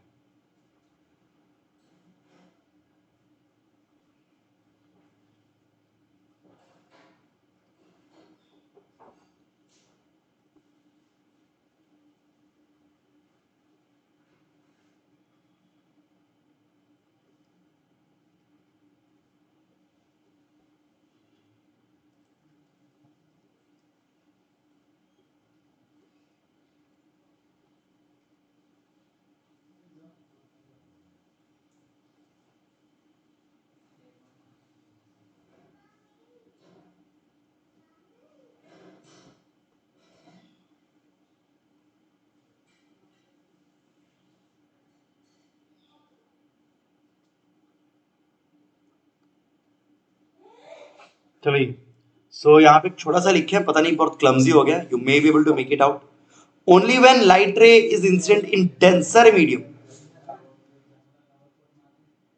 as angle of incidence increases, ET मतलब energy of the transmitted ray decreases while ER energy of the reflected ray increases. ठीक है,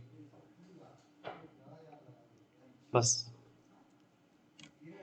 और किसी को कुछ पूछना है, कुछ डिस्कस करना है तो पूछ सकते हो. That's all for today. उन लोगों का भी यहीं तक लिए थे और कुछ नहीं.